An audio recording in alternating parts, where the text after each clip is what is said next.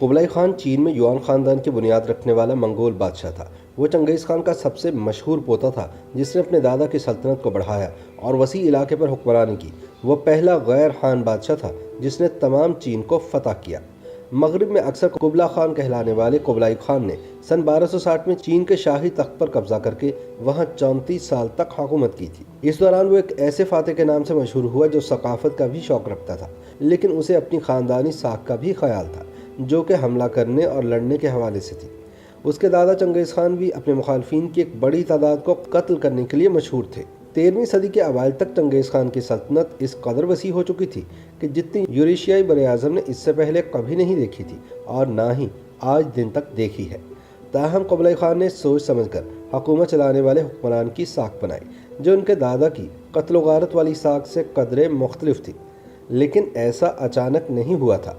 चंगेज़ खान की जंगों और वसी मंगोल फतूहात को देखकर समझ आता है कि कैसे हुक्मरान क़ुरून वस्ता के यूरेशिया में इत्तेहाद बदलकर तब्दीली का नया रास्ता बनाया करते थे।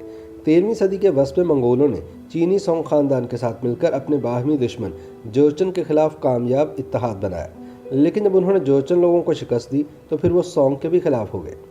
चंगेज़ खान का इंतकाल 1227 में हुआ था और मुख्तलिफ जानशीनों के बाद उनके पोते कुबलाई खान की बारी आई कि अब वो फतूहात के मिशन को आगे बढ़ाएं।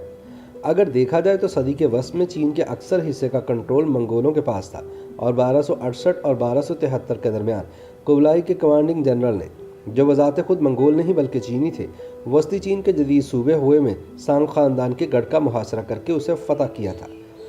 जब शहर सांग ख़ानदान के हाथ से जाता रहा तो उसके साथ ही नस्ली एतबार से चीनी सोंग ख़ानदान की बका का आखिरी मौका भी ख़त्म हुआ। सन 1271 में तख्त पर तकरीबन एक तिहाई से ज़्यादा अरसा काबिज़ रहने के बाद कुबलाई खान ने युआन ख़ानदान की हुकूमत का बाज़ाब्ता तौर पर ऐलान किया।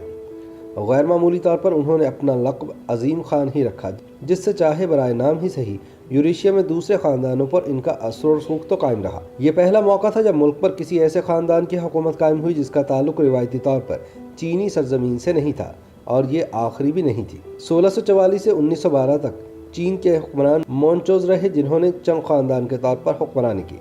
ताहम कुबलाई ख़ानदान ने अपने इक़्तिदार को मुस्तहकम रखने के लिए तवाज़ुन का पेचीदा रास्ता इख्तियार किया। उन्होंने चीन को मुख्तलिफ गिरोहों में तकसीम किया जिनमें मंगोल अक्सर चीनियों से बालातर होते। ताहम हर शोबे में नस्ली तकसीम का निज़ाम नहीं था। इनके बहुत सारे मुशीर चीनी थे और इन्होंने चीनी ब्यूरोक्रेसी के ढांचे को बहुत हद तक उस जैसा ही रखा था जैसा सोंग ख़ानदान के वक्त था।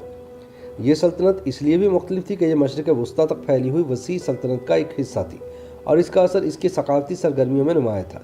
चुनांचे फ़ारसी में भी ऐसे फ़नपारे मिले जिन पर चीनी ड्रैगन्स के डिज़ाइन बने हुए थे।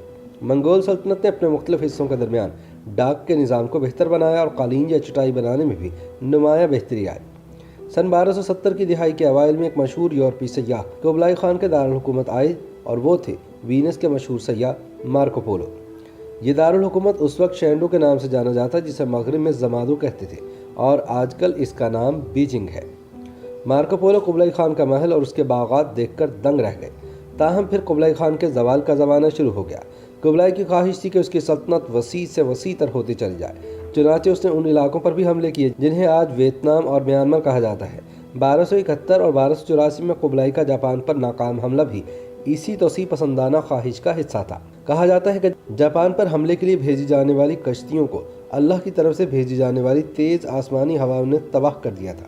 जापान फतह करने में नाकामी से न सिर्फ बहुत ज़्यादा तादाद में माल दौलत ज़ाया हुई बल्कि इससे कुबलाई सल्तनत की साख को भी नुकसान पहुँचा। इसके बाद की जंगों के बोझ और अपनी पसंदीदा तरीन बीवी की मौत ने भी कुबलाई खान को अंदर से तोड़ दिया। अपने आखिरी वर्षों में वो जीने की ख्वाहिश ही छोड़ चुके थे। नतीजा ये हुआ कि वो अपनी परवाह करना छोड़ गए, ज़्यादा खाने लगे, मोटे हुए और फिर जोड़ों के दर्द में मुब्तला हो गए। कुबलाई खान 78 साल की उम्र में सन 1924 में इंतकाल कर गए। ताहम उनका युआन ख़ानदान चीन पर सन 1368 तक मज़ीद 100 साल तक हुकूमत करता रहा और उसने इस तरह एक नई मिसाल कायम की। YouTube पर गूगली न्यूज देखने के लिए youtube.com की सर्च बार में गूगली न्यूज टीवी टाइप करें। गूगली न्यूज के पेज पर सुर्ख रंग के सब्सक्रिप्शन वाले बटन पर क्लिक करना ना भूलिए। YouTube पेज पर अपलोड होने वाली वीडियोस से बाखबर रहने के लिए बेल आइकन पर क्लिक कीजिए। आपको हर नई वीडियो के बारे में नोटिफिकेशन मौसूल हो जाएगा।